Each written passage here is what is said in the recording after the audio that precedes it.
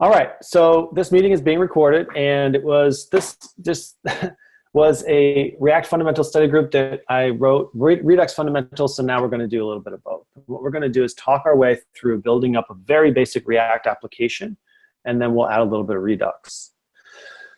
So let's talk about React first. What is React? How does it help us? Anyone want to take a stab at that?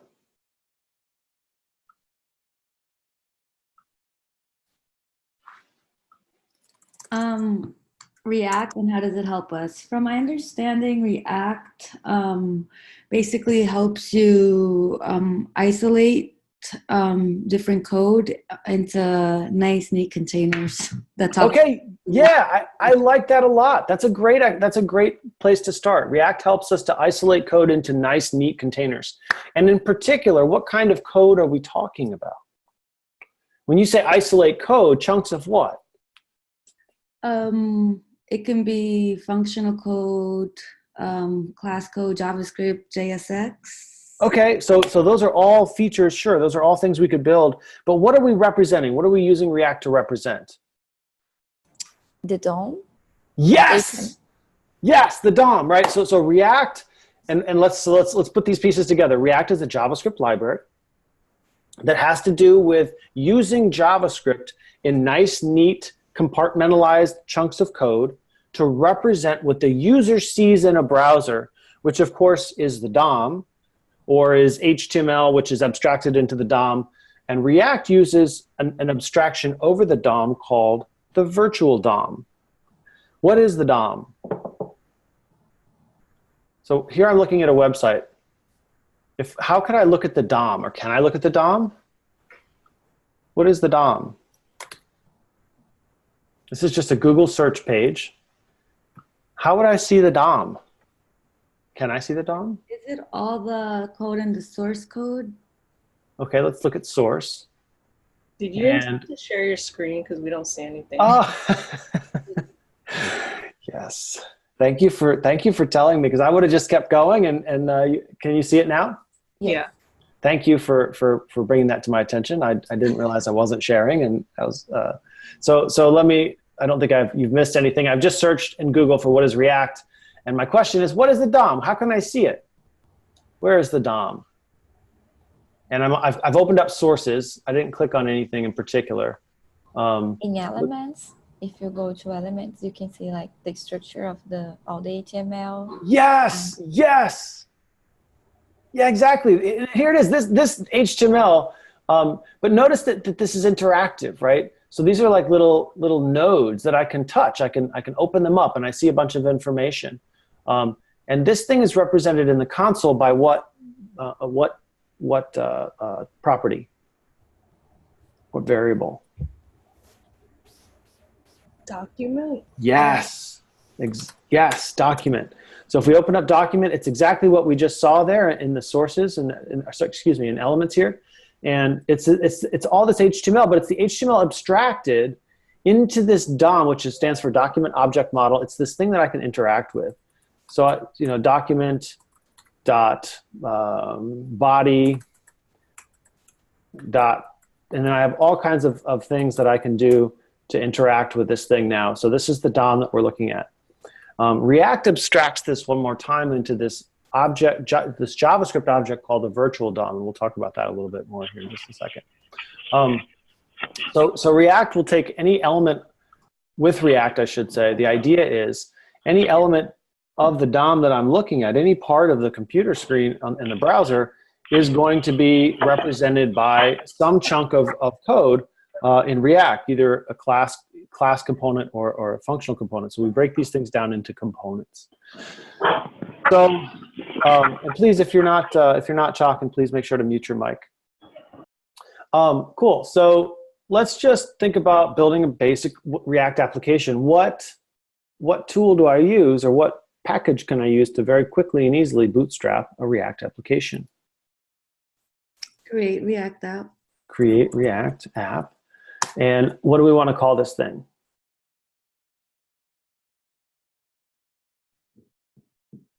Food tour? I don't know. Food tour? I'm okay with that. Food tour. Okay. So now I've fired this thing off, and we're going to see what it gives us. In the meantime, when I search for what is React, notice that I get a little note from W3 Schools. React is a JavaScript library created by Facebook, user interface library. It's a tool for building UI components, okay? Notice I get this fullstackreact.com site pops up with a little discussion on React. And then this one, tutorial, Intro to React. This is the one I want to draw your attention to, because this is reactjs.org, which is the official React website.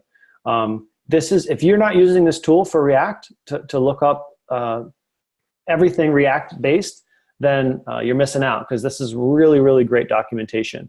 Everything you need to know, virtually speaking, in React is here, along with tutorials and examples and code pens up the wazoo. So this is a really, really powerful tool that you should be using and leaning on, reactjs.org. It should be bookmarked, and you should be going there all the time for questions about React. And we're still building stuff out here. It shouldn't take too much longer. So let's think about what is it that we'd like to build today. So let's make a little bit of a plan as far as what we're going to build out. What would we like to see in our food tour? You know, like a list of foods, a list of restaurants. What do we want to do? Any thoughts?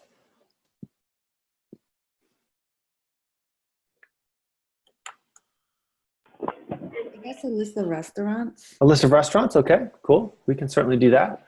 Do we want to go national? Do we want to just pick a city? Do we want to pick a location, or just go by categories in general? Or we can totally make things up too.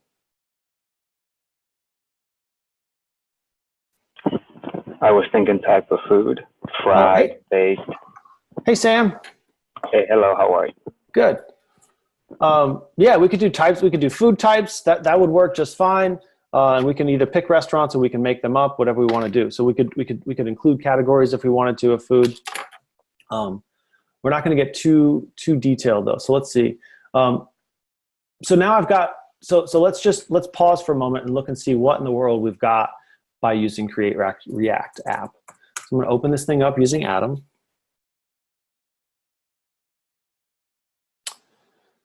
And Create React app is awesome because it literally builds an application that's up and running, right? I can now type in yarn start.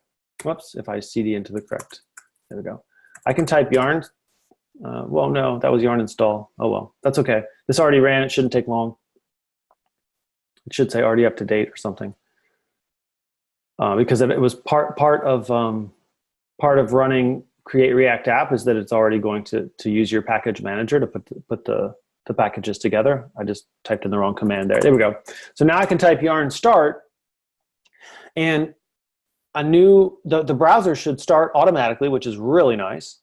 And when you're developing in React, React uses a feature called hot reloading, where when I change my code and save it, it automatically updates the application. So let's see what we get out of the box.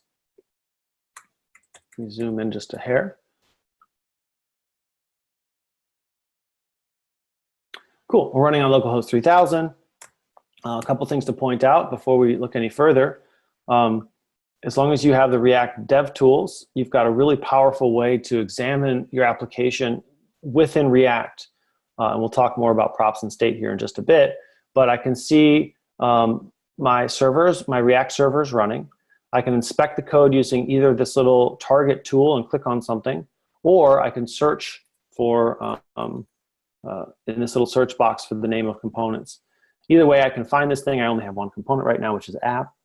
And it's rendering this little spinny logo and a little link to learn React. Okay, so this is really nice that this is up and running. In my dev tools, I can see my props. If I had state, I could see my state, but I don't have any right now. So let's go and look at this file structure and see what in the world we got from Create React app, and see if we can just, at least at a high level, talk about each of these things. So what's .git?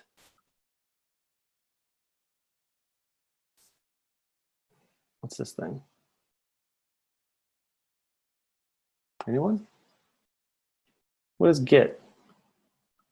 What's Git in general?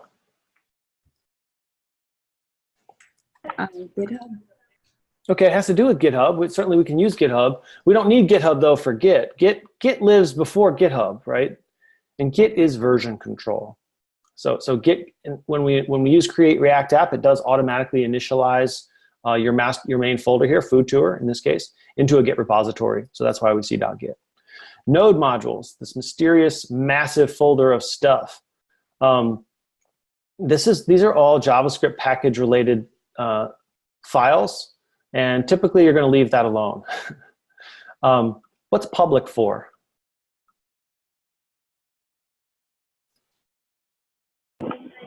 For the public eye. Sorry? For the public to be able to see what you have in your file. Yeah, public is just that. It's what everyone can see. Not to say that everyone can't see your JavaScript, because they probably can as well. But public implies that anyone can see it. So things like images, your index.html file, by the way, which this is the HTML file that's going to end up loading in your browser, lives in public. So other files, any files needed by the browser that we might save, are going to live in public. So sometimes we might have, like I said, images or videos or audio stuff as well, if we're saving them locally. So that's all living here in your public folder. We're going to skip source for just a second. Your git ignore, this is where we tell Git, don't include these things when we add and push up to a remote repository. Our package JSON is a file that locks the versions of all of our packages in place. This can be, package.json is a list of all the packages that we need. Either a package lock, or in this case, yarn lock, is the file that locks the versions in place. These can be compared if we're coming from Ruby. Package.json could be thought of as a gem file, and yarn.lock could be thought of as gemfile.lock. They're similar in that they're taking the dependencies. We're listing the dependencies here in package.json, just like we do in our gem file, and we're locking the versions in place that work together nicely in our lock file, just like we would with gemfile.lock. So our package lists our packages, yarn.lock in this case, and it would be package-json.lock, I think, if I was using npm instead of yarn. And of course, a README should describe what your application does. Which brings us to source. Source is going to contain most of the files that I'm going to change. It's going to contain all of my components. It's going to contain, I could put my CSS in here. I could also break CSS into its own folder. And this is where sort of most of the action is going to happen when we're developing. Which of these files is the main file that's actually causing React to run in the browser? Index.js? Yeah, let's look at that, index.js. Index.js, let's look and see what's being imported. React, React DOM, some style, our component, our main component app, and this service worker thing. Line 7, React DOM.render. When you see this, React DOM.render, that is React actually loading into your application now. And we see some vanilla JavaScript here, get element by ID, document.get element by ID. As I mentioned before, in public HTML, this is the HTML that we're loading into the browser. And if we look through here, there must be some sort of a HTML element with an ID of root. And here it is on line 26. This is where all of your entire React application is going to live, right here where the cursor is. Your React app lives here, or loads here. This is where it goes, okay? Let's see, let's change this to food tour. Cool. All right. And notice that what we're doing, what React is doing here, we're saying, hey, React, app is our main container. Everything is the main parent container. Go ahead and render that and put it here. And that's what it's doing. If we were to look at app.js, which contains our app component, which is exported by default, I should say is our default export, we see a div with a header, an image that's floating around, an anchor tag, and that's it. And if we look at what's running, oh, where'd it go? I guess I navigated away. That's what we see here. So, oh, I didn't navigate away. I have two different browsers. You don't need two. Just one is fine. Okay. So here it is. This is it. This is our application as it's running. Any questions about the basic setup? And I know we didn't deep dive. We could spend a lot of time deep diving into the file structure, but I want to focus on fundamentals in terms of application rather than super deep diving on details. Question? Yes. I must have missed it. I'm pretty sure you went over it. What was that? Can you click on source again, the folder? Yep. Service worker. What is that for? Because that's service worker. I'm not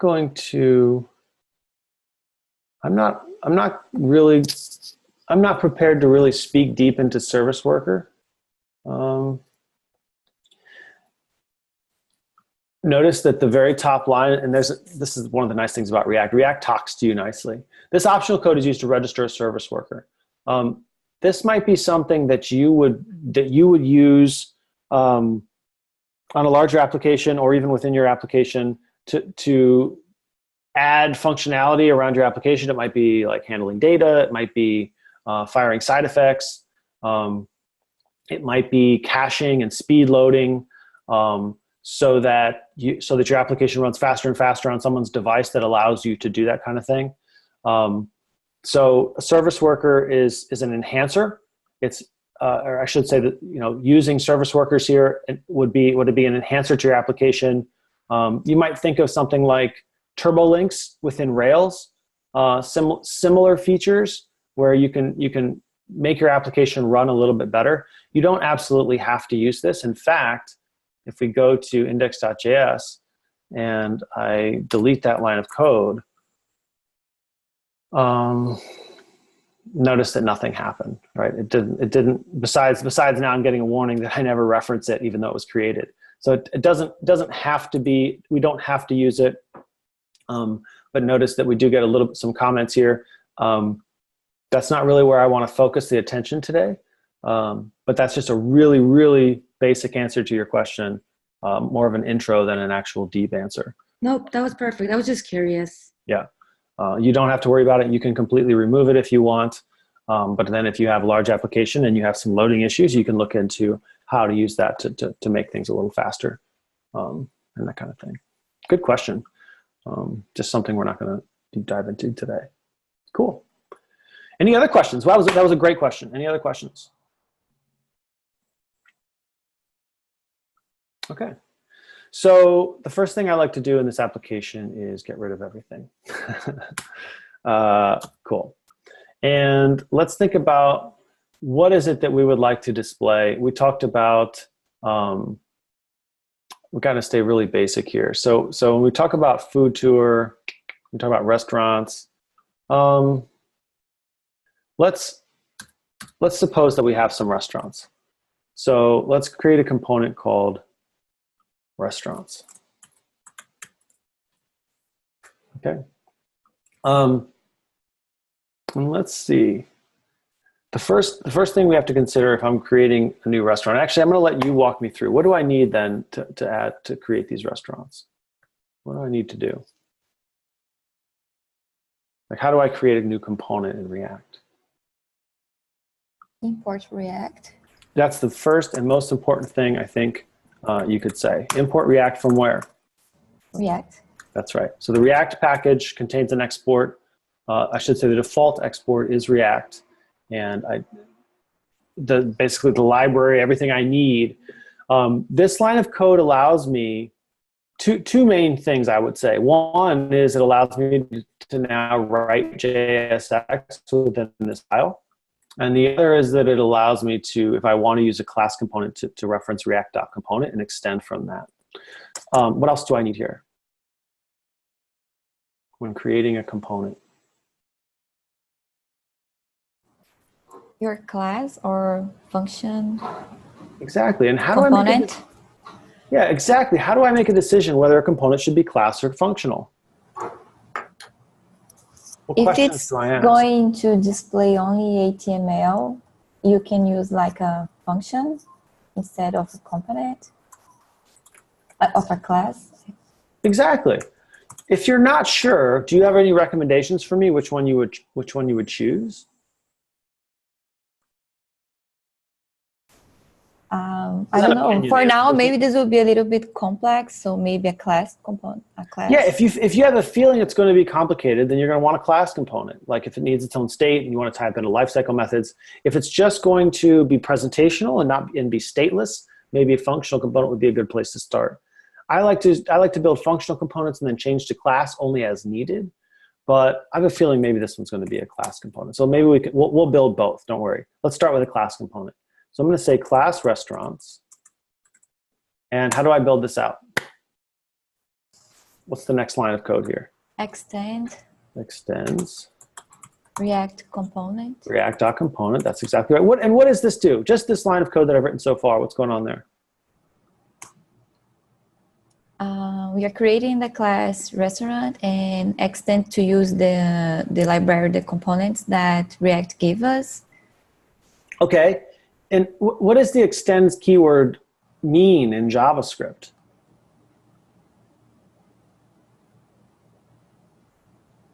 That I can use what I'm going to code in class restaurants and extend for the functionalities that React can give us. I don't know. I'm just guessing. Okay, it does. That's right. What you're saying is correct. That we're getting functionality from this thing, React.component, that we can now use in the current class. But in general, right? If I say anything like class, so suppose I say something like class dog extends animal, right? What's the implication here in terms of JavaScript? This is describing what sort of pattern?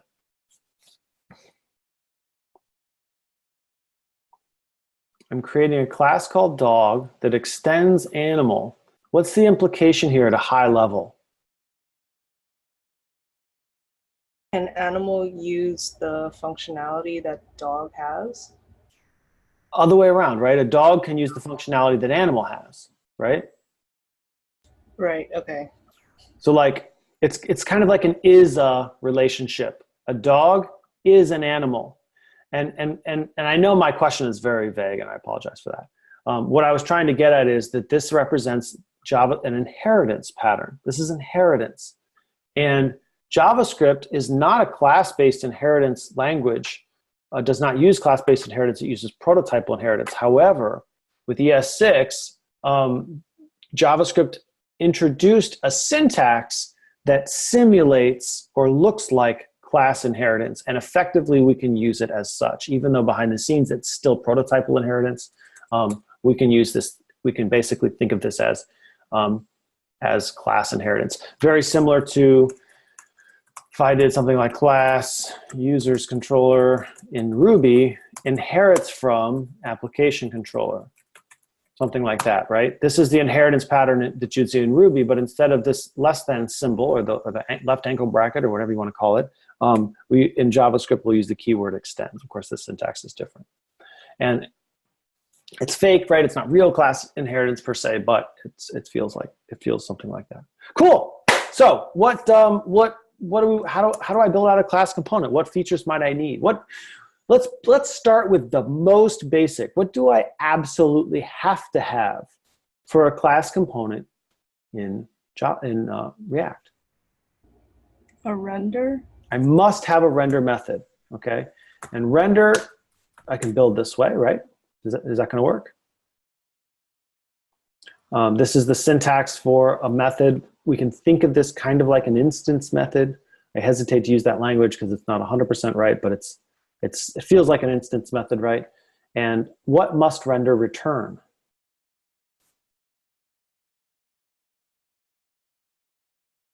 A return. What's that? A return. It must have a return value, and it must return what? A div. Okay, it could return a div. A div is one thing that's certainly allowed. So I could say div. Hello from. It could return a div that props, then whatever you want to put in front of that. Say again?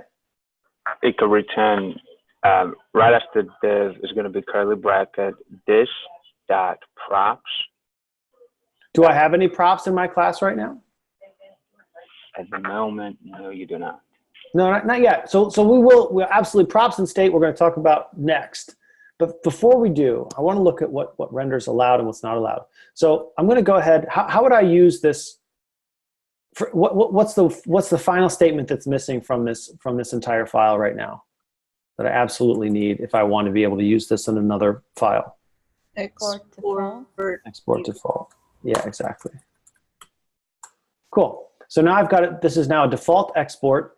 So I'm going to import it into my app.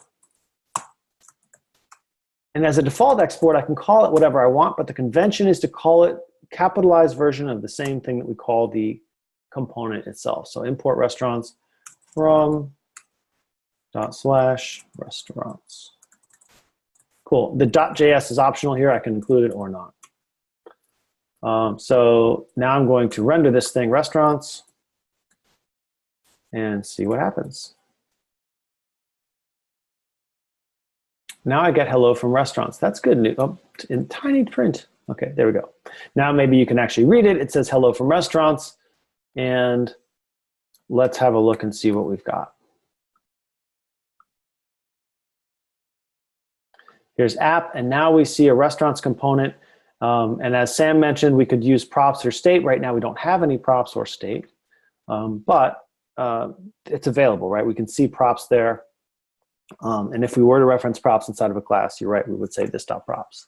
So here we're rendering this component, and what I want to look at right now is just play a little bit. So I'm gonna move this over here. I'm gonna grab my code and just kind of shrink this so we can see what's allowed and what's not, or at least look at some examples of what's allowed and what's not.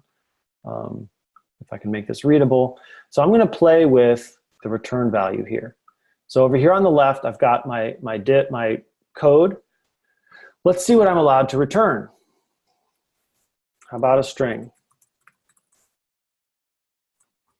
Save. Yes, I can. Strings are allowed. How about null?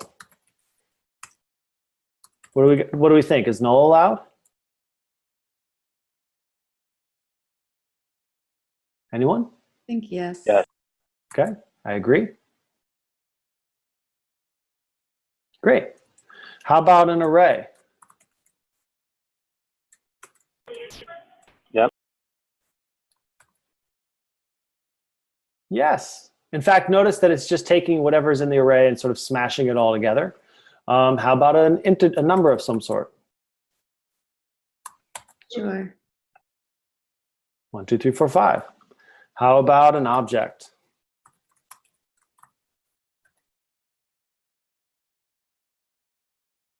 No. Objects are not. Now we have to zoom out actually to read this thing. Whoops. Let's zoom out and see what it says. Now we see this is the error that I wanted to show. Objects are not valid as a React child. Found object with keys high. If you meant to render a collection of children, use an array instead. And so now we're looking at what's allowed and not allowed as a return value. We're kind of skipped over a react.create element because I think JSX is the way to go. So we could use JSX syntax. We could also use strings, arrays, as we've noticed. But objects are not allowed. Let's see. What else can I show that's not allowed? Aha. This is explicit. Well, I can show both explicit and implicit, right? What's the return value of a function that doesn't have an implicit return value? What would render return right now?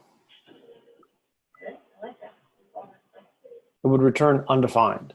And notice that React. Did you see how quick this error popped up? By the way, the linter in React is actually looking for the return keyword. It doesn't even matter that it would return undefined. So I'm going to add the return keyword. We'll notice that it's a bit longer, but I'm going to get a very similar error. Notice now it actually is running. It's trying to run, but it says restaurants. Nothing was returned from render. Undefined was returned, properly speaking, but that's not okay in React. So I'm not allowed to do that either. I am allowed to return null, but not undefined. Let's try not a number. Let's try all kinds of stuff here. And actually, not a number. Not a number. Just be careful because this could actually be really tricky if you have some sort of an error. I don't know why you'd want to just return a number. but not a number is this weird thing. I don't even know why I showed that actually. I just want to point out that, be aware of what you are and are not allowed to render as a value. So let's go back to a div because I think that makes a lot more sense. Typically, we're going to return some sort of JSX. In this case, let's start with a div.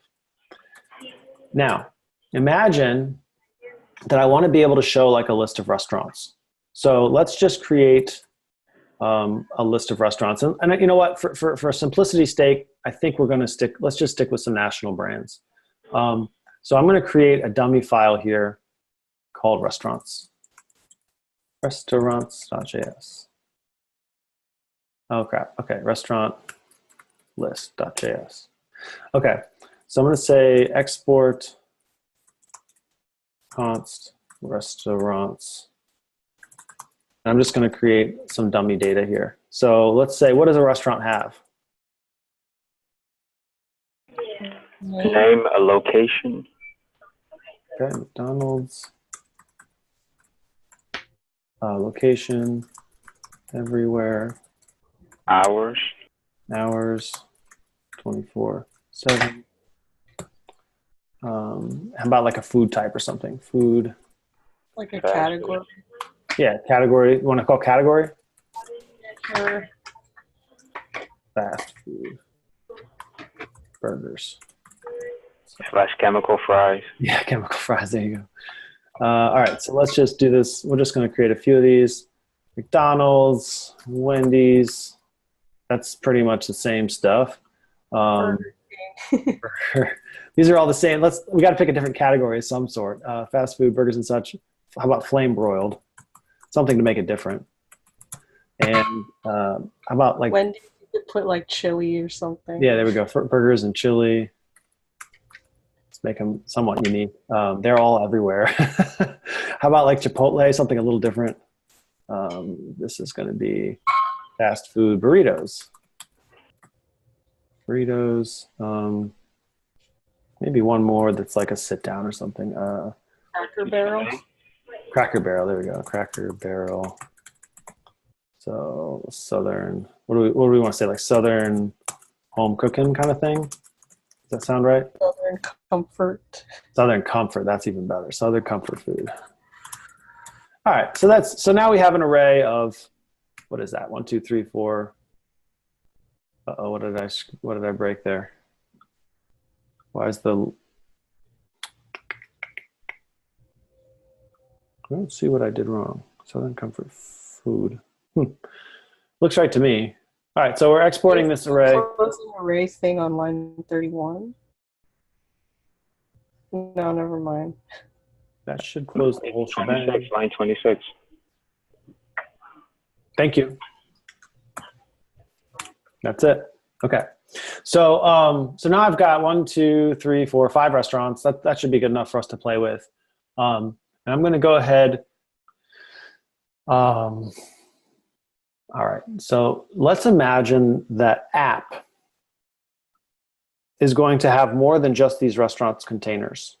Imagine that like I'm going to have a counter of the number of restaurants in one place and all this other information. Let's talk about state and props a little bit. So what is state in React? What are we talking about when we say state? We talk about these things, props and state, all the time. What do we mean by either of them? What is props and what is state? Like data and attributes? Yeah, data, attributes, absolutely. So if we talk about which of those, so if we frame within a particular component, so let's just pause on a component. Are we allowed to change state and are we allowed to change props? Props you can change because it's changed from its parent or grandparent component, whereas state it changes on its own when it detects a change in the program. So did you say props can or can't? We should or shouldn't change props? You can change. You should not change props. Yeah, we should not change props, but are we allowed to change state within a particular component? Yeah. Yes. So we're not allowed to change props. Props should be considered immutable, non-changeable. State we are allowed to change, but in a very prescribed manner within React.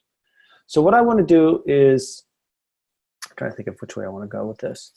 Let's actually make app a class real quick. So class app extends React dot component.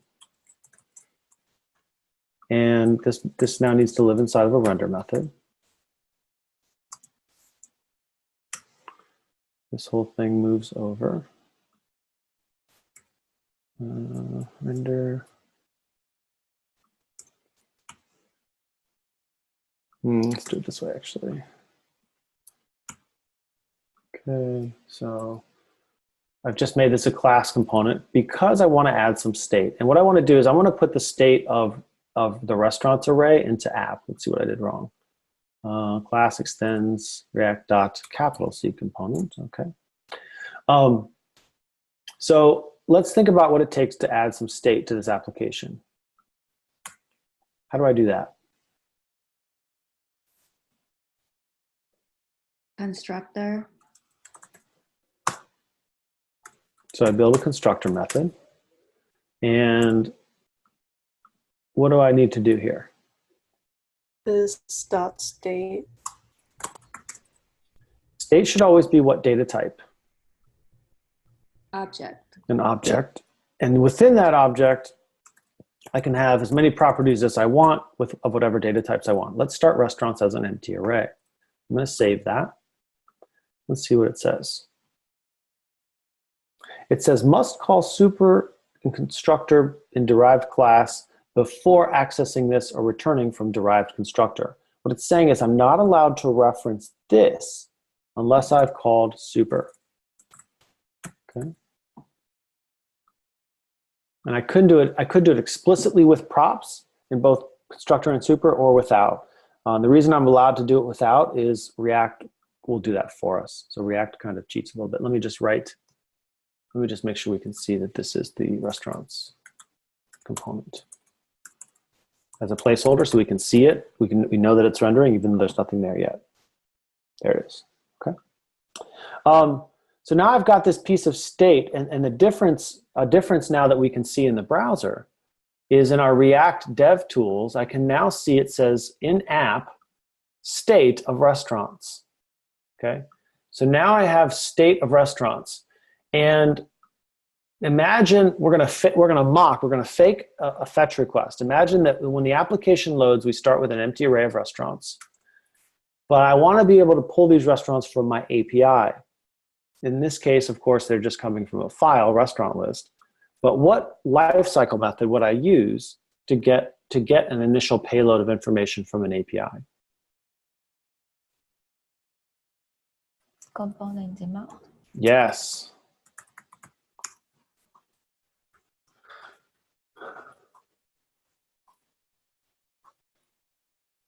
Okay, component did mount. And how do I change state? Can I just say this dot state equals? Set state. Yes, I have to use set state. This dot set state. In React, the way I change state is I use set state, which is a method. And set state takes an argument of either a function or an object. So first, let me import these restaurants. What did I call them? Export const restaurants. I could just export const this array, or export default this array. That's okay. We'll stick with it this way. So I'm going to import restaurants as a name. It's a named export from /restaurant list. Okay. Hopefully that didn't break unless I typoed something. Okay. And so now what I want to do is set state of restaurants to be this variable that I'm now importing of restaurants.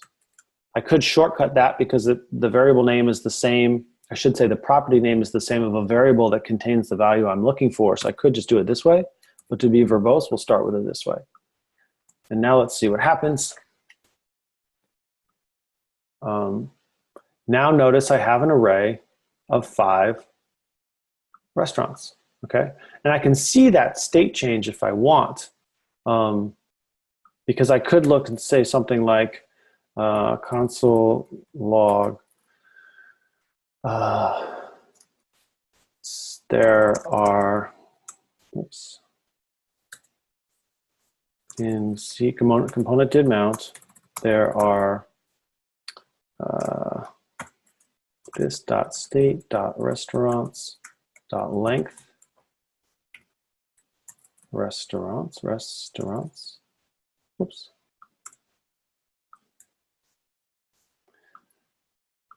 before set state. Now, if I want to see the result of how many showed up after set state, can I just put that? Can I just put that down here?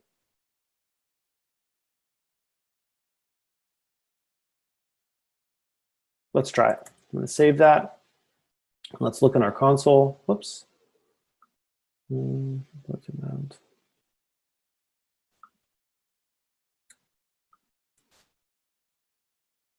There.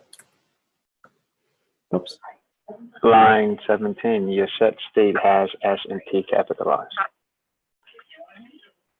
Or line 17.5, I guess. Yeah, you're right. That's inside of my string though, so it shouldn't matter. That's just going to show in the output there.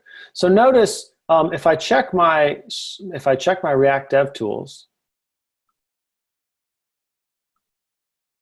there they are. And I look at my state, so now I've got this too wide. So notice that I do have 5 restaurants in state, but my console log only shows 0. Why is that?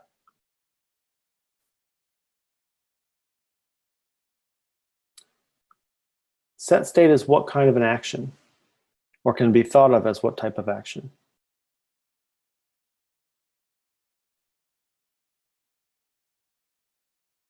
Synchronous or asynchronous? Asynchronous? It's asynchronous. So if I want to see what happens after set state, I can pass an optional second argument as a callback function. I'm just going to use an inline function expression. And within that callback function, I can execute something to see to test or do something with the new state. So now I'll see that, notice there was a pause. But before we set state, there were 0, now there are 5. And if you'll notice when I reload, there's a gap, there's a time gap between the 0 and the 5. It's not long, but it's there. Okay. I know this is a dumb question, but no dumb questions. The difference between synchronous and asynchronous? Great question. Okay. So a synchronous code runs procedurally line by line by line by line by line. Once we encounter an asynchronous action, JavaScript will run that code, but in this case, the highlighted function is what's going to take a minute. So it's going to fire this off, but then JavaScript knows that this is going to take time, so it would continue to run. So I'm going to say console log. I'm going to number these. Number 1, these console logs. Number 2, in terms of the lines of in terms of the lines of code as they run. So I'm going to say console log number 3. Okay, and what you'll see, what order are these going to run in? Before we look, what order will these run in? 1, 2, 3. 1, 3, and 2. 1, 3, 2. That's right. So with asynchronous code, basically what happens in sort of a non-technical way of describing it, JavaScript's like, oh, this is going to take time, puts it aside and continues to run. And eventually when whatever it is that had to happen that takes time is finished, it comes back knocking on the door and says, excuse me, JavaScript, I'm ready. And JavaScript grabs it back in and continues to run. And so that's why we see, like you mentioned, 1, 3, 2. Okay. So this is running asynchronously, this callback function, because set state is an asynchronous action. A fetch request or an external request to an API is the most common, I think, one of the more common asynchronous actions that you're going to be worried about in your code. So now I have this list of restaurants available to me as state. How can I get it to this restaurants list?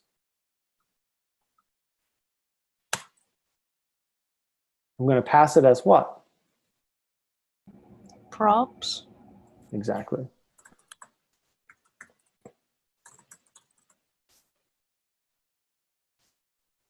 Now, really quickly, I'm going to build out a new component that's going to be restaurant card. Okay. Restaurant card is going to be a functional component. Do I still need to import React from React?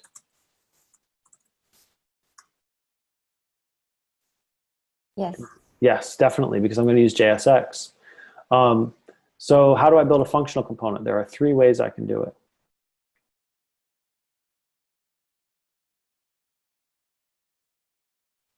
As a const function.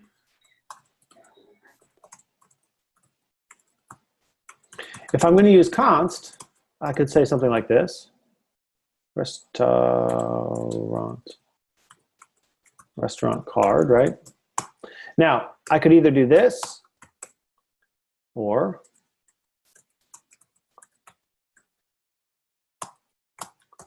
this, right? And finally, the third way, I could do this.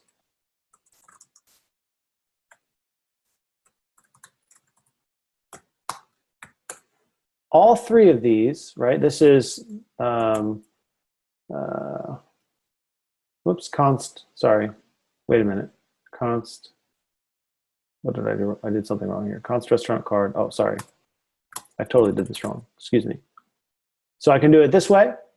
This is just a regular function expression assigned to a const. This is an arrow function expression assigned to const. This is a function declaration. These are all legal. Doesn't matter. Whichever one you like is the one that you use. Which of these do we want to use today? What is like, which one is better convention or like more common convention? Better convention? I will say that there isn't one, personally. I don't think so. Common convention might be more local to the team you're working on, right? Some people like function declarations. Some people really like arrow functions. Some people like using old function expressions. It's really such a subjective question. I don't think that there's an answer per se. I will say that this one's pretty darn common though, using arrow functions. So if we want, we can. This is probably one you're going to see a lot. So we can stick with this if we want, using the arrow function syntax. Okay, it's kind of it's like the newest syntax. So who knows? Maybe it's like maybe that's the way to go. So as just a functional component, we're going to what kind of a statement do I need here?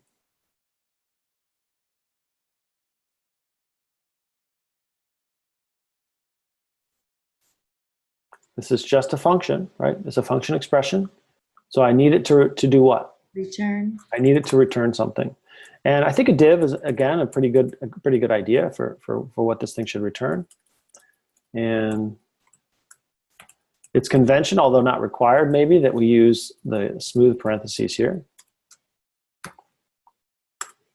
And move this up. I've always been confused about that, to use the parentheses or not to use the parentheses. It's optional, and it's just for sort of visual, sometimes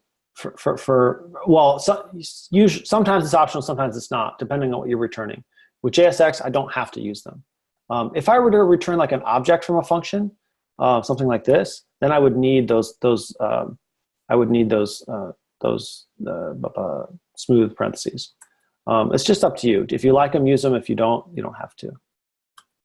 It's just a way of saying this is exactly what I'm returning, and it won't save you if you don't format this correctly either.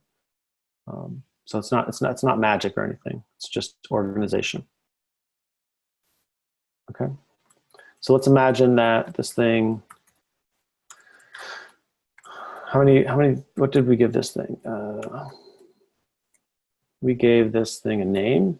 So I would expect this thing to inherit some kind of, or to get some sort of a prop, right?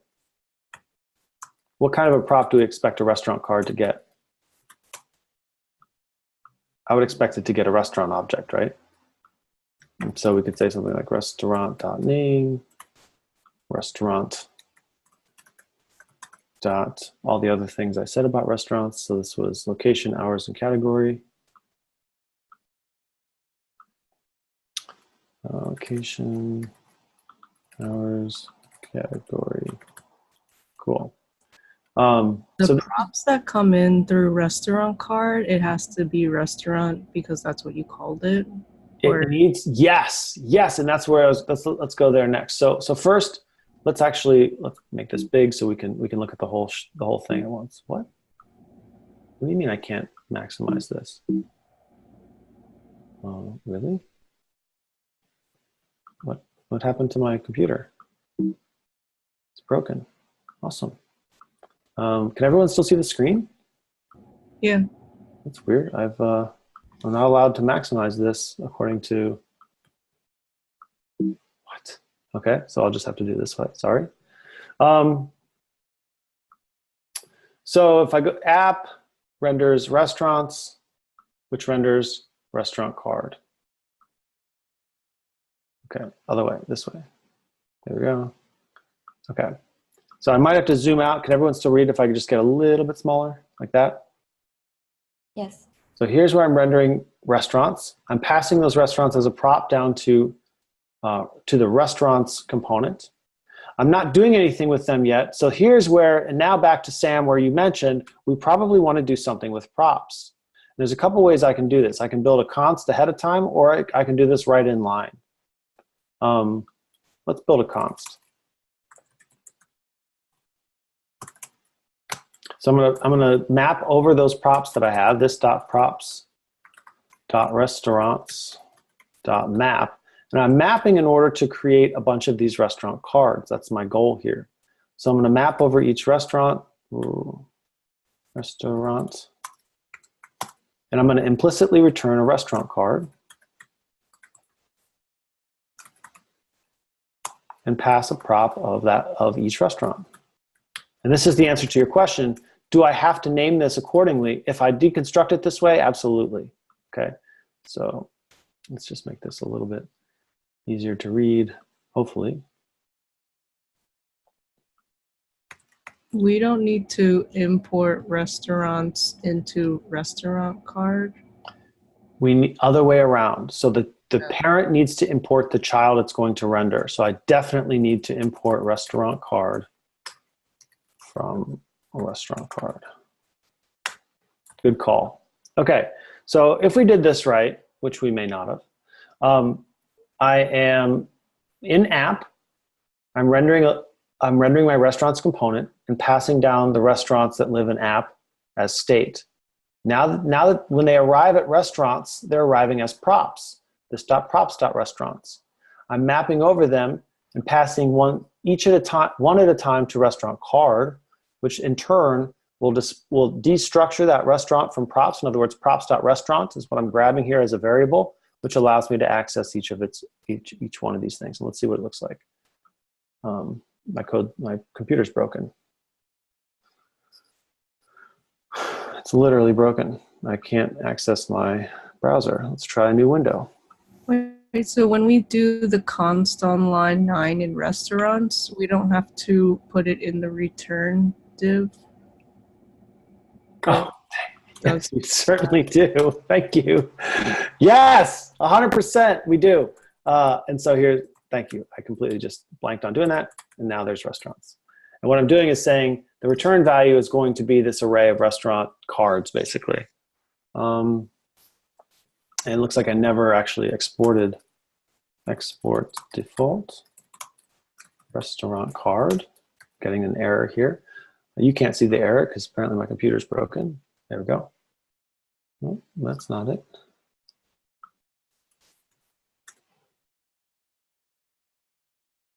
Okay.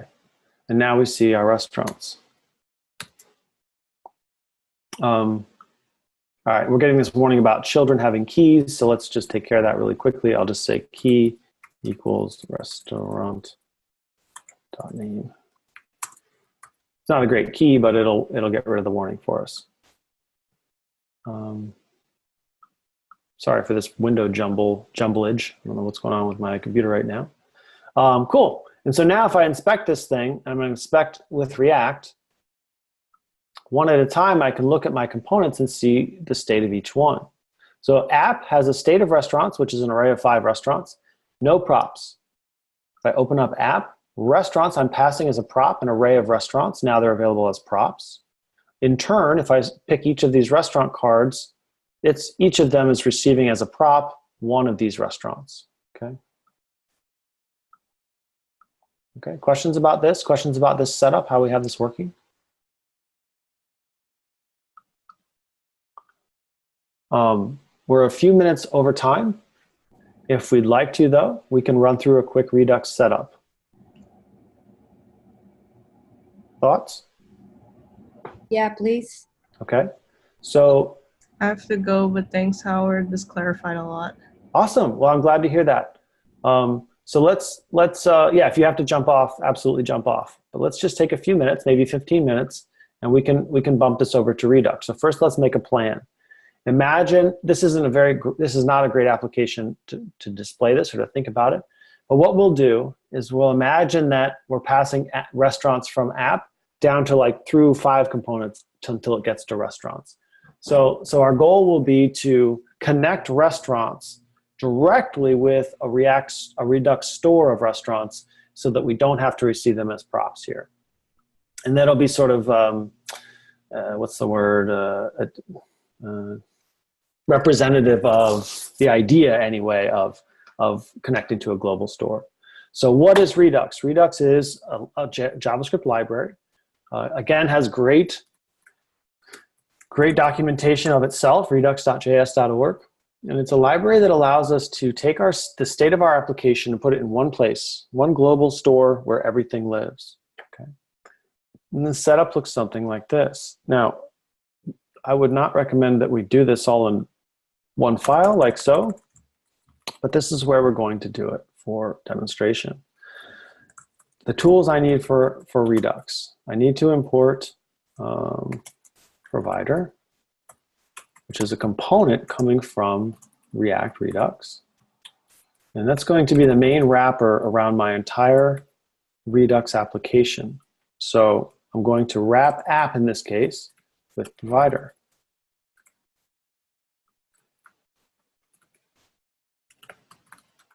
Now, what prop should I pass to provider? The store. I need to create a store. And in order to create a store, what do I need from Redux? Create store. Yes, so I need create store. And that comes just from the Redux library. There are several other, there's more functionality I usually want to grab from Redux. For now, let's just start with create store. What do I need to pass to create store?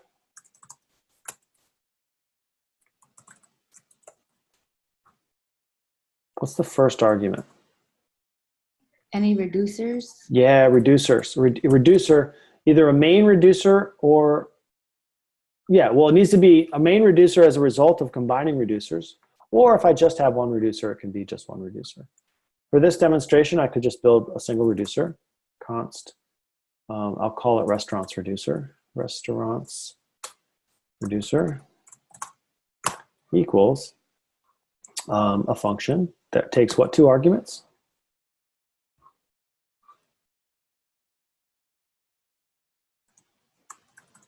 Reducers always take an action and a state.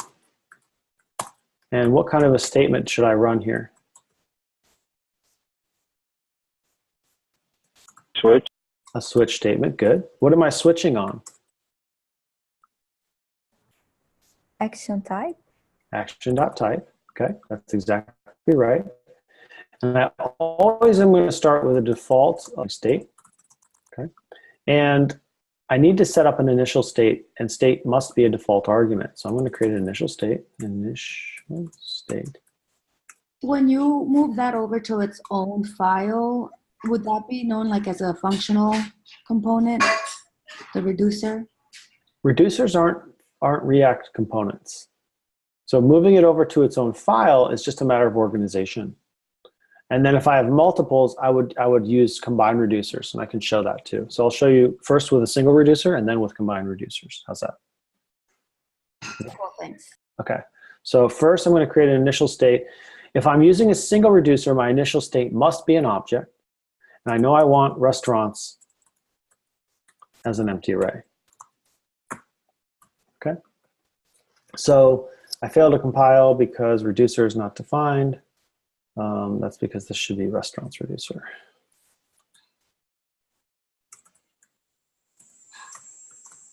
Okay. Compiled with warnings, great. So I need to make this a default argument, pointing to initial state. And store is assigned but never used. I'm going to pass that now as a prop to my my provider component. Logo is defined but never used. Let's just get rid of logo. Logo, go away. Okay, no more warnings. Now, I want to be able to see my Redux store, and right now I can't. So I highly recommend that every single time you add Redux to an application, make sure you include the dev tools.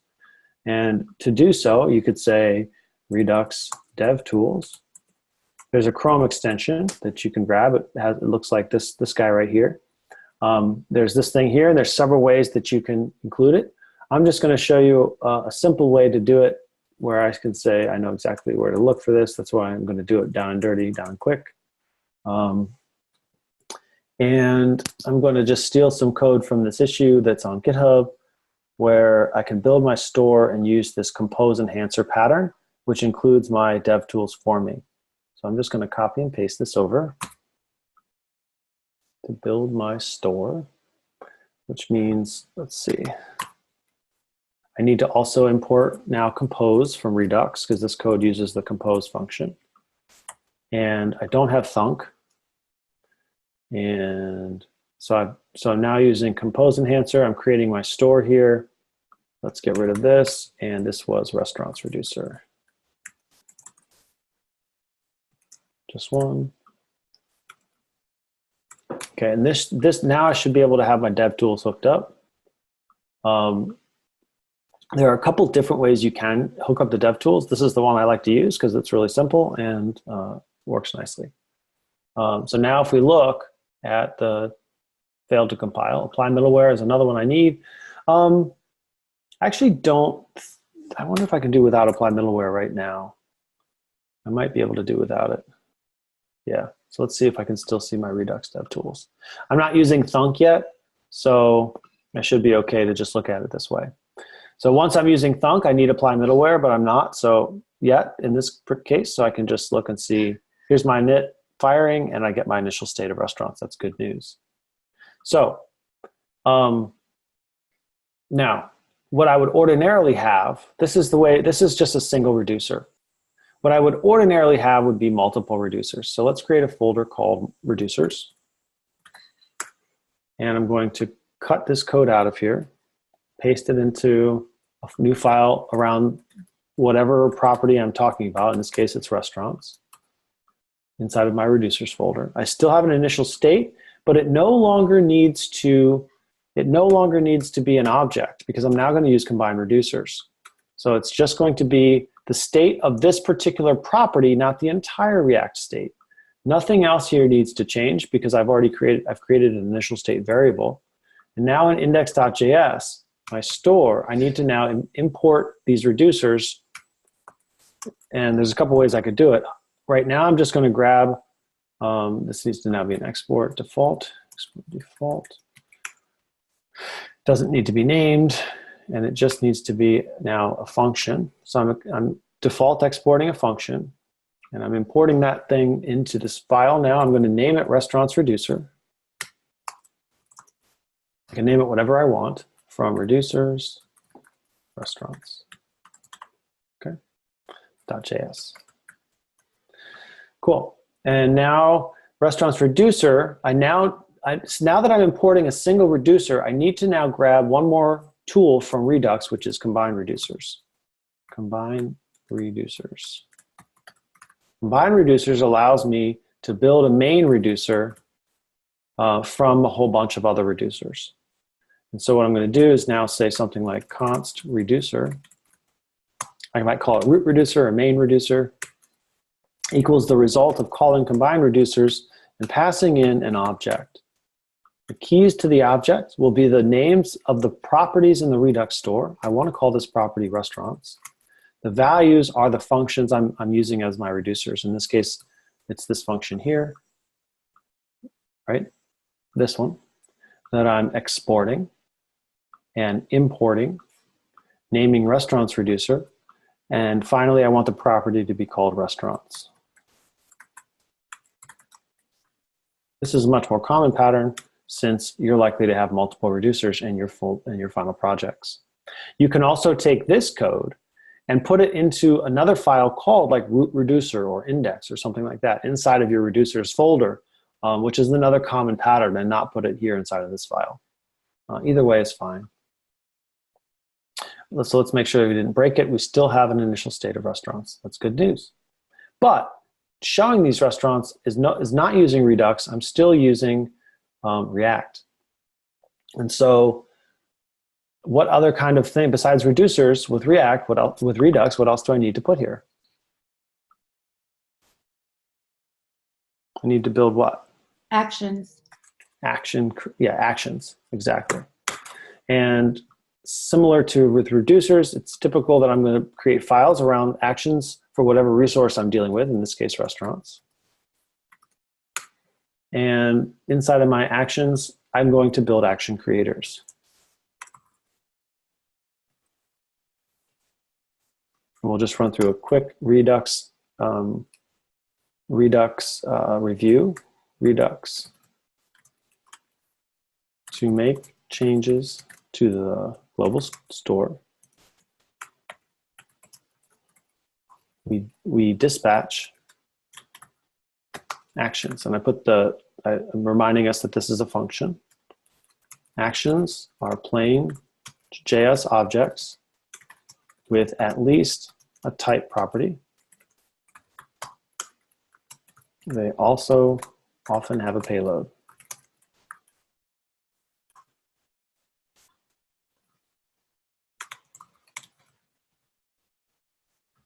Okay.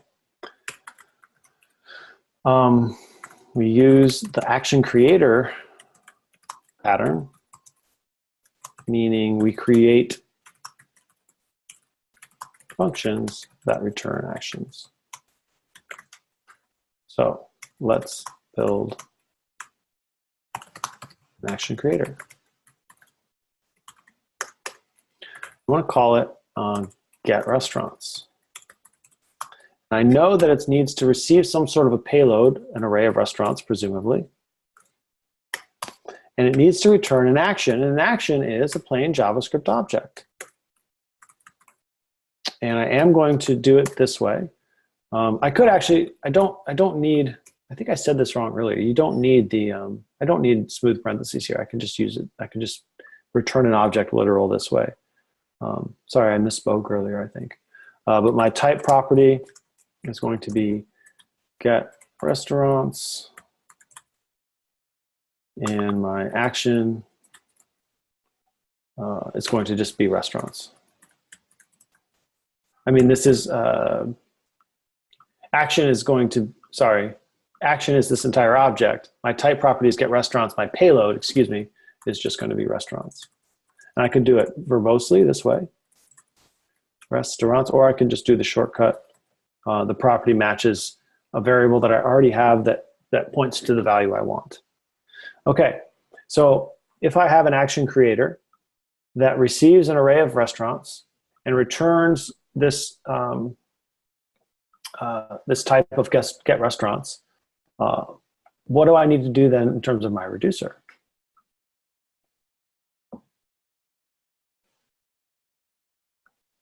I need to add what?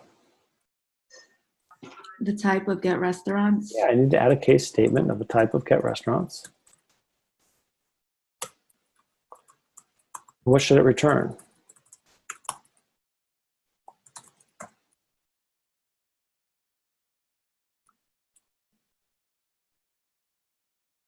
What should it return? The restaurants. Yeah, and that's going to be carried in my actions argument. Remember, here's my type, and here's my payload. This whole thing is the action. That action is represented by this argument right here, action. So we have action.type, that's what we're switching on, and action.payload, which is whatever this thing happens to be. In my case, it's action.restaurants. Okay. And so I'm replacing whatever the state was with this array that's coming in. Now, this is a little bit of a fake out. And what I'm going to say is I'm faking this, right? Because right now we just have an array of restaurants. So what I'm going to do instead of, usually it would be, actually, you know what? Let's do it this way. Let's go ahead and let's put restaurants here as an argument. And let's just mock this a little bit more. And I'm going to leave my import here, even though it kind of doesn't make sense, right? Because we're faking it.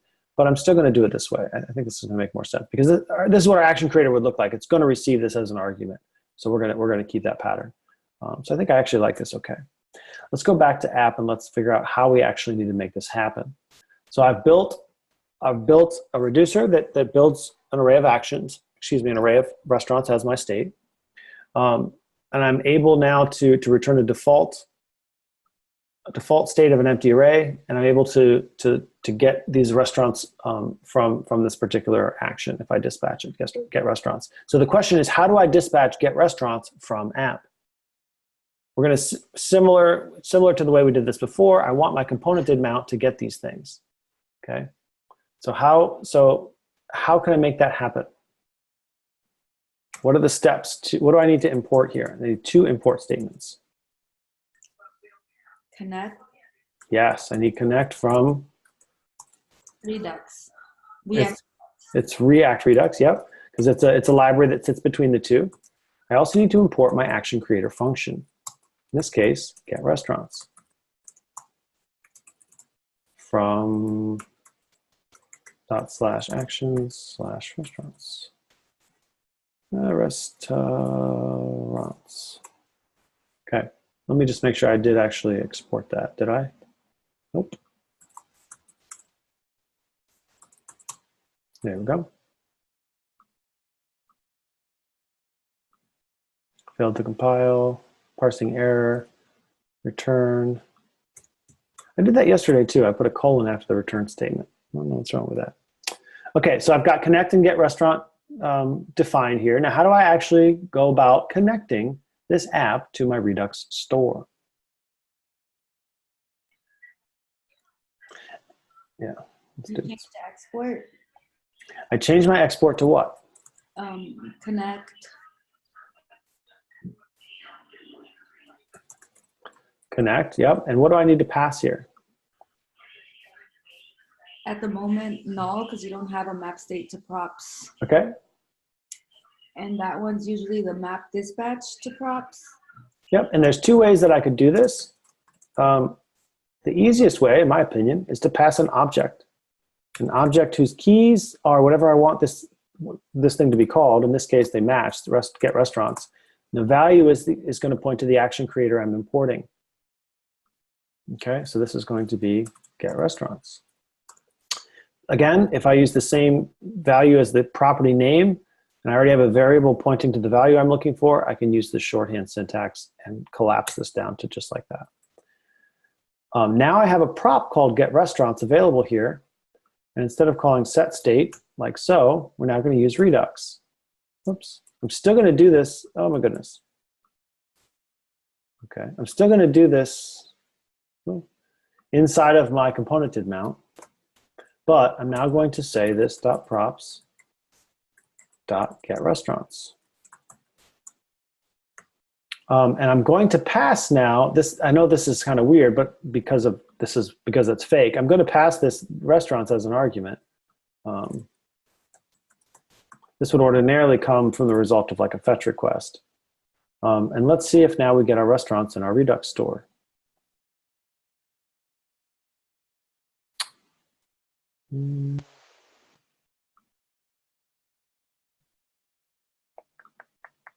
Doesn't look like we got get restaurants, and there they are. So now we've got our 5 restaurants. Cool.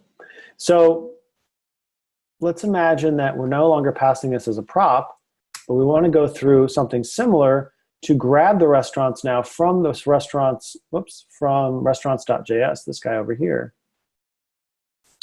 And now how do I get those restaurants now from Redux state into this component?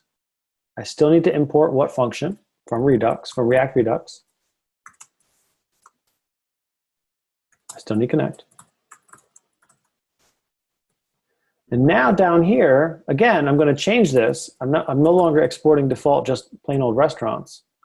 I'm now exporting default a connected version of this. And now what do I need to build? If I just need the restaurant state, I don't need any functionality, I just want a particular piece of the Redux store. How do I do that? Map state to props. Now I need to build a map state to props. Map state to props takes the Redux state as an argument, and it needs to return an object whose keys are whatever I want to call the state as props that I'm getting from Redux. I'm going to call it restaurants. And the value is whatever I'm pulling from the store. In this case, it's going to be state, that's Redux store dot restaurants. And now I pass that as my first argument, map state to props, which says, give me the things I need, the state I need from Redux. And this is my description of what I need from Redux with map state to props. It's now my first argument.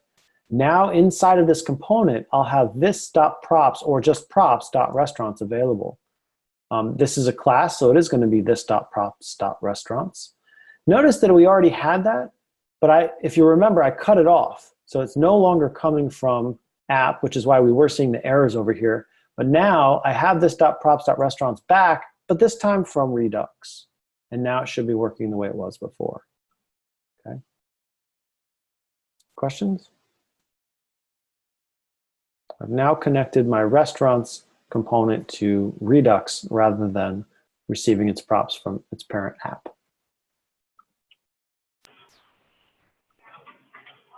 Questions about that? Can I see the code again? Which one? That, yeah, very good right there. So trying to understand this. So I guess we did pass map state to props in restaurants.js, and that function basically took over the this.props.restaurants that we were passing into restaurants, right? Right. This was coming from the parent app as a prop. Now it's coming from, so I could do to be more explicit, I could say restaurants from Redux. And if I save that, now it'll complain that it doesn't have a prop called restaurants to map over. It's going to say, I don't know what this thing is. Maybe.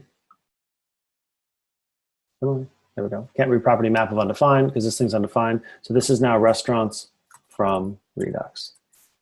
And now we should be good to go again. And now that's the name of this prop.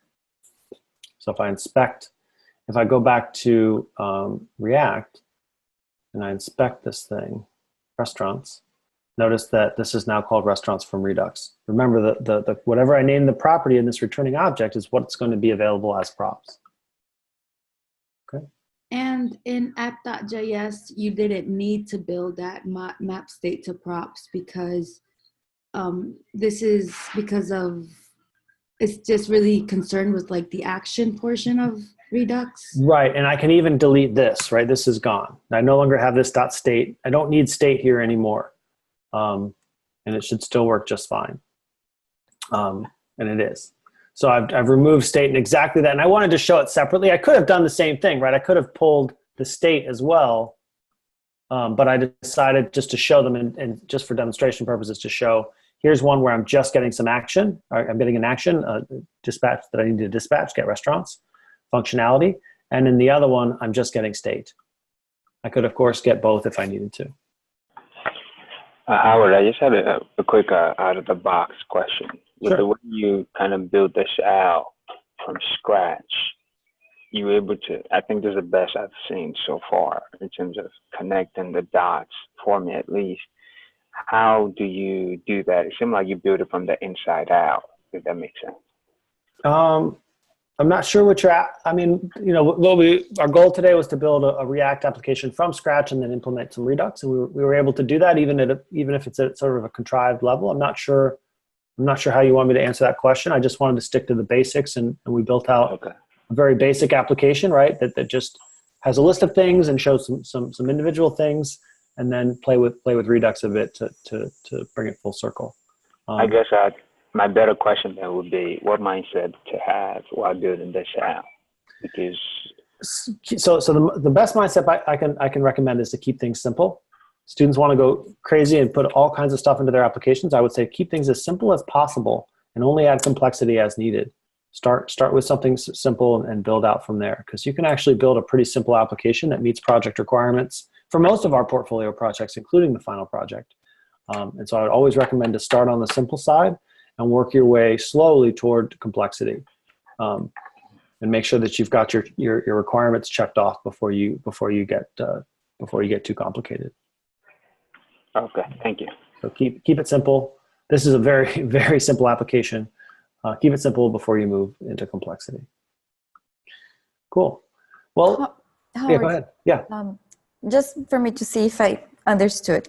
Like this state is coming from the reducer folder inside there, like that file, restaurant inside of reducer. The state that we put like for cost, map state to props. Because I'm still confused about, yes. That state is an argument that represents this state right here, the entire Redux state.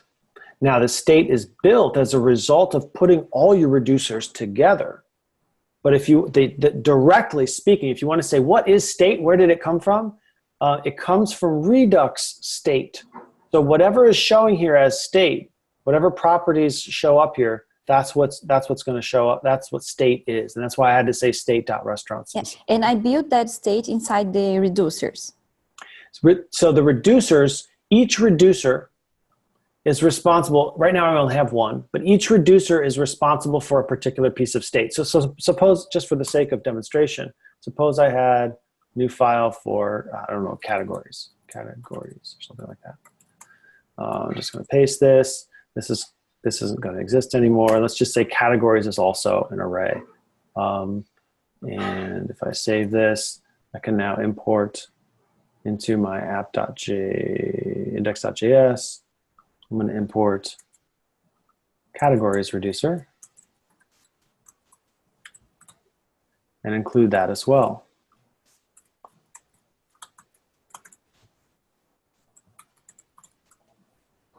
Whoops. We'll just say categories. Okay, and now I should have another property of categories in my Redux store. And so, see, I've got now my store object now has two arrays in it. And so this entire state is available to me in my maps state to props. That's the argument that Redux is going to provide here is the Redux state. So if I wanted to grab categories as well, I could do that. Categories is state.categories. Okay. So now I can grab another prop, and if I now go back to React and I examine my restaurants component, even though it's going to be an empty array because I don't actually have any of those things yet. If I look at restaurants, there it is. Now I've got categories too. Oh, actually, there's 5 because I copied and pasted. So it's actually categories of the 5 restaurants. So I didn't actually change it properly, but that's okay. You get the idea. So I now have them available as state as well. I can call them whatever I want. Fishiness. I don't know. Whatever you want to call this thing. The sky's the limit. You can name it whatever you want, but you can grab whatever pieces you want. You can also grab a subset, right? You don't have to grab all of the stuff that's available to you to be props. So there's fishiness, right? Whatever. I do have to go. I have another meeting. If you have more questions, don't hesitate to email or Slack me. If you want to see this recording, I'm happy to share it with the folks who are here. I'm probably not going to post it because there's already React fundamentals and Redux fundamentals videos on the student library. So Yes, please put this in Yeah. LinkedIn, please. Just Slack me and I'll share it with you. Okay. Slack. Okay. Thanks, Howard. Thank you. Awesome. Good to see you all. Bye. Bye.